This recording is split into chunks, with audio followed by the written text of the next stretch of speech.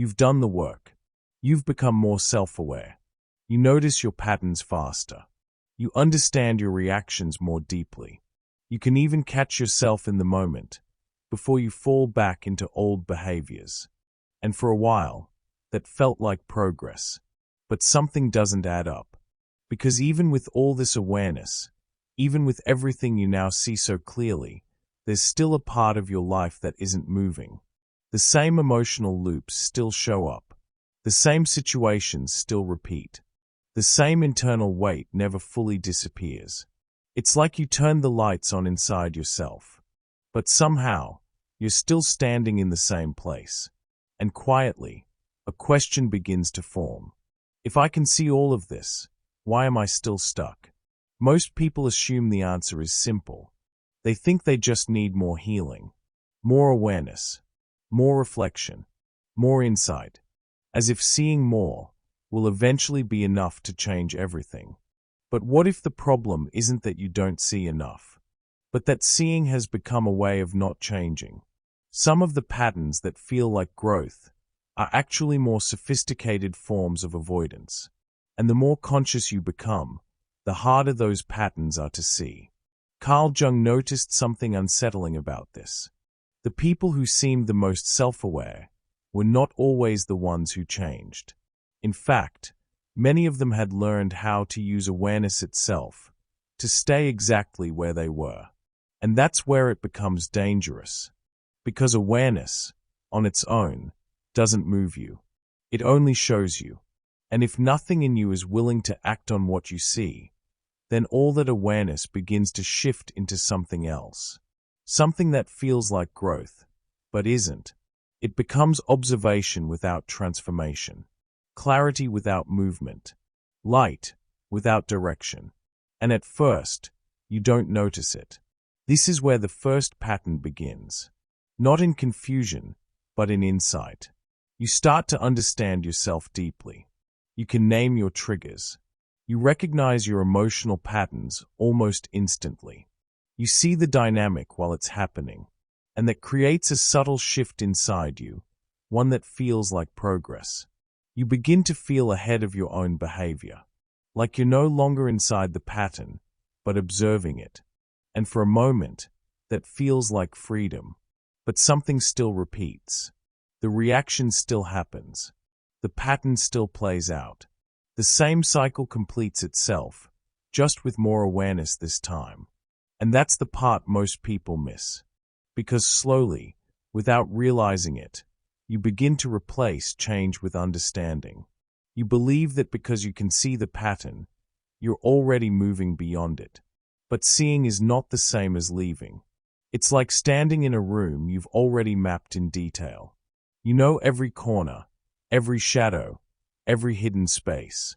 You can describe it perfectly, and that almost convinces you you're no longer trapped. But you are. And this is the first way empaths get stuck. Not because they are unaware, but because they become so identified with insight, that insight itself starts to feel like progress. And once that happens, something shifts quietly. The mind adapts. It learns that as long as you can explain the pattern, you don't have to break it. As long as you can see it, you don't have to leave it. And that's where awareness changes function. It stops being a tool for transformation and becomes a refuge from it. You might notice this in very small moments. Someone asks something of you, and you already feel the resistance. You can see the pattern forming, you know where it leads, and instead of interrupting it, you pause, you observe, you understand it. And then, you still go along with it. Later, you can explain exactly why it happened. You can trace it back, make sense of it, even feel compassionate toward yourself. But nothing actually changed. And that's when awareness quietly replaces action. And this is where it becomes difficult to notice. Because nothing feels obviously wrong. You're not lost. You're not reacting blindly. You're not repeating patterns unconsciously the way you used to. In fact, from the outside, it looks like you've grown. You speak differently. You reflect more. You understand yourself in ways you never did before. And that's exactly why this pattern is so effective. Because it doesn't feel like being stuck. It feels like being aware. But awareness without movement creates a very specific kind of trap. One where you can see everything clearly and still remain exactly where you are. And the longer you stay here, the harder it becomes to realize that nothing is actually changing. And if you don't see this clearly, you can stay here for years, believing you're evolving, while nothing fundamental actually changes. And this is only the first layer. This is why so many empaths feel like they are evolving, while staying in the same place. Once awareness becomes familiar, it doesn't stay still. It adapts. It refines itself. And without you noticing, it begins to protect you in more subtle ways, ways that feel aligned with who you believe you're becoming. This is where the second pattern begins. And it's harder to detect, precisely because it feels deeper, more honest, more real. You don't just understand yourself anymore, you feel yourself more fully. Your emotional world becomes richer, more nuanced, more complex. You no longer suppress like you used to.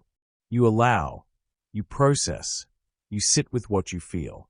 From the outside, this looks like maturity. It looks like someone who has done the work. But internally, something begins to shift. Instead of moving through your emotions, you begin to live inside them. You start to understand not just what you feel, but where it comes from, how it formed, and why it keeps returning. There's a quiet comfort in emotional depth. It gives meaning to your experience, gives shape to your identity. You're not just someone who feels, you're someone who feels deeply. And that starts to matter. But at some point, depth stops being a bridge and becomes a place you stay. You're no longer avoiding your emotions, but you're not moving beyond them either.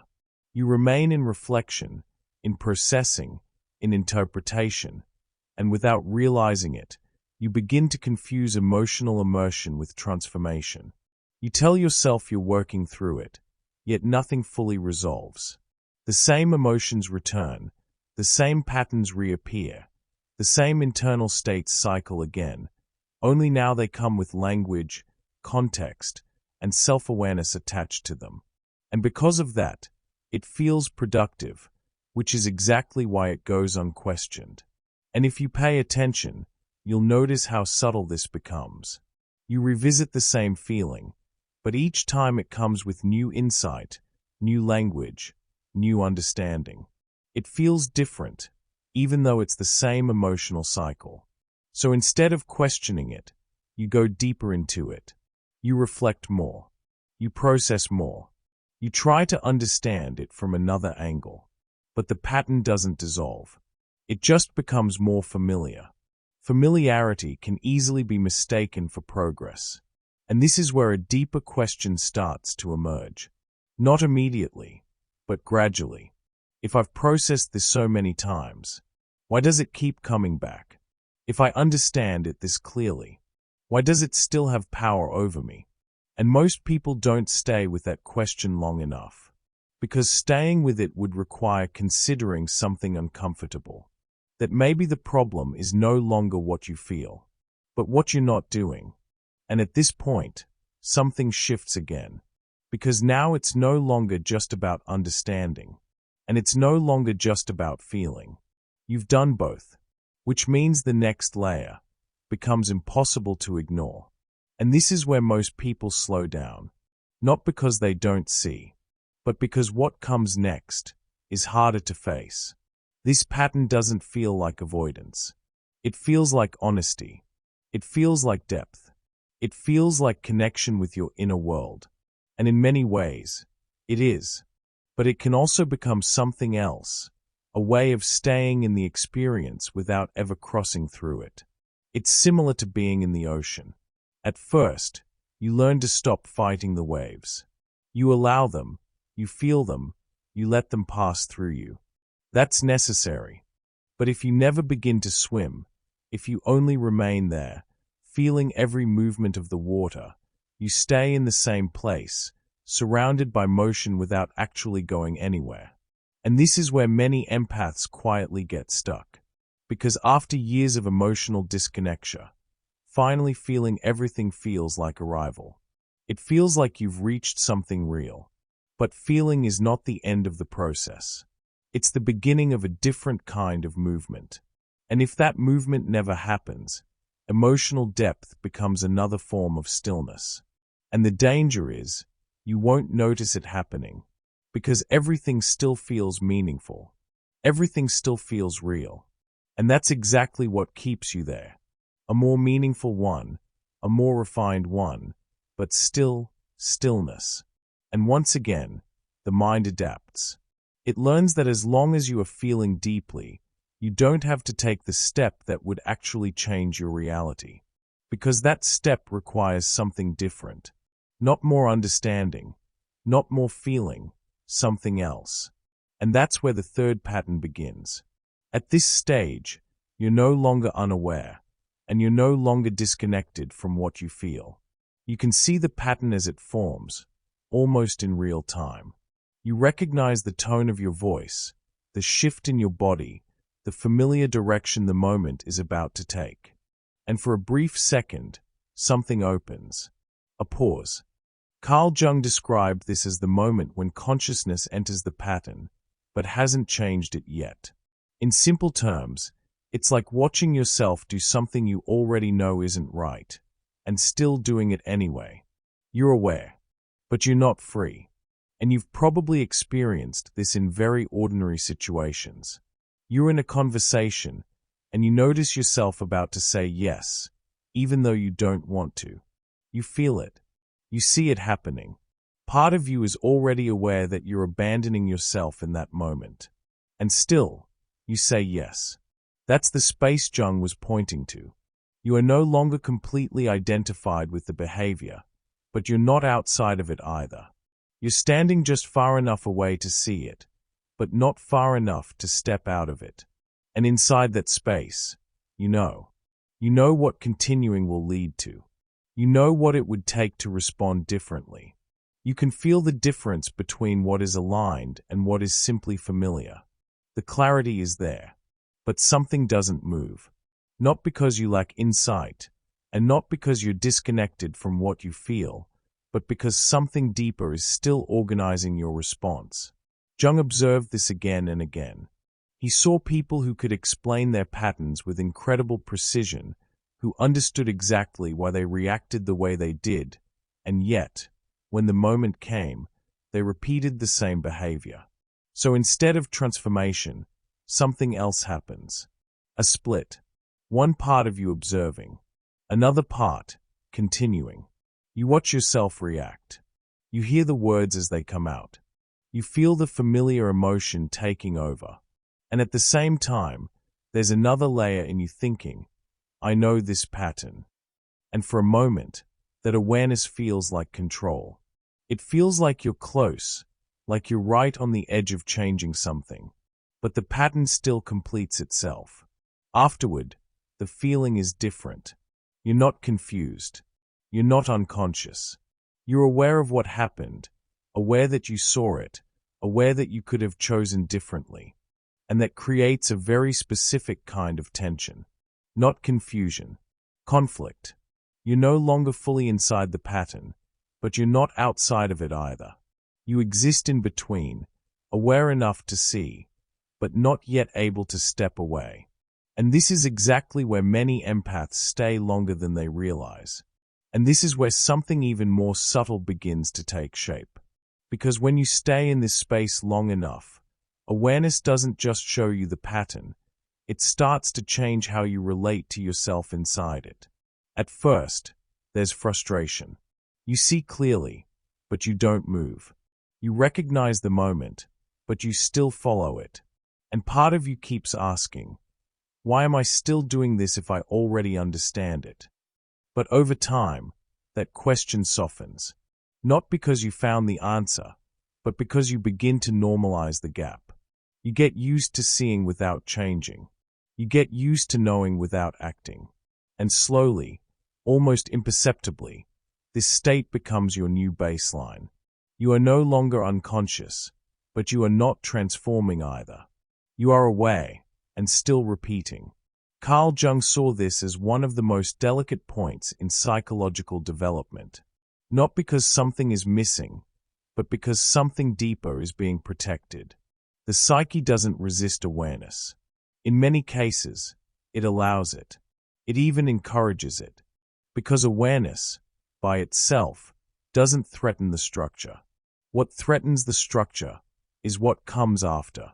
And that's where the real resistance lives. It's not in seeing the pattern. It's in what breaking the pattern would require from you. And this is the part that rarely gets named. Because breaking a pattern is not just a behavioral shift. It's not just choosing differently in a single moment. It's the beginning of a reorganization, of how you relate to yourself, of how you relate to others, of what you allow and what you no longer participate in. And that has consequences. Sometimes it means disappointing people. Sometimes it means no longer being who others expect you to be. Sometimes it means stepping out of roles that once gave you identity, but no longer reflect who you are becoming. And even when you can't fully articulate it yet, something in you already knows that.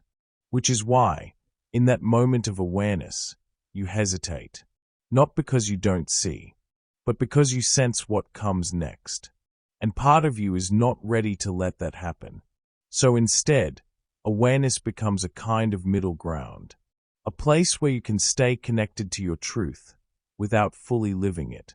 You see the misalignment, but you don't disrupt it. You feel what is no longer right, but you continue participating in it. And because you are conscious of it, it feels different from before. Less unconscious, less automatic, but still unchanged. And this is where many empaths quietly remain. Not in denial, but in delay. They are no longer lost in their patterns, but they are not free from them either. They exist in that narrow space where everything is visible, but not yet transformed. And from the outside, it looks like growth. From the inside, it feels like something is missing. Jung understood that real transformation doesn't happen when you can see clearly. It happens when something in you becomes willing to no longer participate in what you see. And that willingness is not created by awareness alone. It requires something else. Something most people sense, but avoid. Because at the end of this process, the question is no longer, do I understand myself? It becomes, am I ready to stop being who I've been in order to become who I already see? And that's where everything begins to change. Not at the level of insight, at the level of decision. Most people never reach that point fully. They stay close to it. They circle it. They understand it. But they don't cross it. Because crossing it means letting something end. And that's the part awareness cannot do for you. So if you've been feeling stuck, even after doing the work, even after becoming more conscious, even after seeing your patterns more clearly than ever before, it doesn't mean you're failing. It doesn't mean something is wrong with you. It may simply mean you've reached this point. The point where awareness has done its part. And something else is now being asked of you. And most people stop here. Not because they can't go further, but because going further requires facing something they've spent a long time avoiding. There's something most people don't notice about this stage. From the outside, it looks like you're close to change. You're more aware, more reflective, more intentional. You understand yourself in ways most people never reach. But internally, something feels suspended. Like you're standing at a threshold you can clearly see, but don't fully cross. And that creates a very quiet kind of frustration. Not the frustration of being lost, but the frustration of being aware and still not moving. You start to feel the gap more clearly. The gap between what you see and how you live. Between what you know and what you choose. Between the person you're becoming and the patterns you still participate in. And the longer that gap stays open, the heavier it becomes. Because now, every repetition feels different. Before, it was unconscious. Now, it's visible. Before, it happened automatically. Now, you feel yourself allowing it. And that changes the experience completely.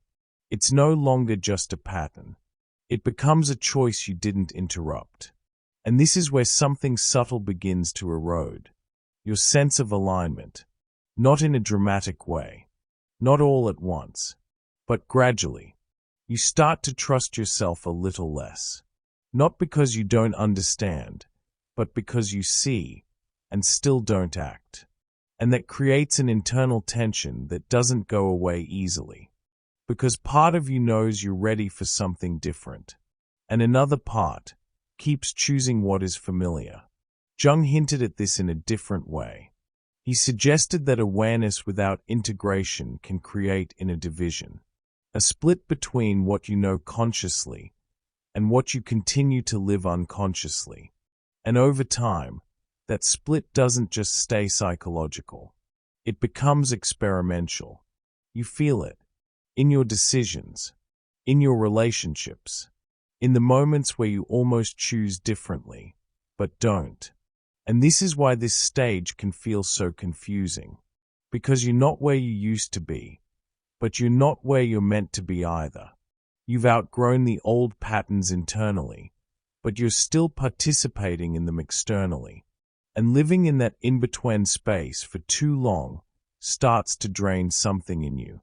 Not your awareness, your energy. Because it takes energy to see clearly and still go against what you see. It takes energy to feel the misalignment and stay in it. It takes energy to remain in situations, roles, and dynamics that no longer match who you are becoming. And eventually, that cost becomes impossible to ignore. But most people don't interpret it that way. They think they need more clarity, more insight, more time, when in reality, they've already reached the point where clarity is no longer the missing piece. And that realization is where everything begins to shift. And over time, something else begins to happen. You don't just notice the pattern, you start to feel the cost of it. Not all at once, but in small, almost invisible ways. A sense of disconnection after certain conversations. A subtle exhaustion after repeating the same dynamic. A quiet awareness that you're not fully aligned with the life you're living. And even if you can't fully explain it yet, you feel it. Something is asking to change. It's no longer about your patterns. It's no longer about your emotions. It's no longer about your awareness. It becomes something much simpler and much harder to avoid. What are you still holding on to that this pattern is protecting? More importantly, what would you have to face if it disappeared? That's the part most people never reach. That's the part most people avoid. And it's exactly what we are going to explore next.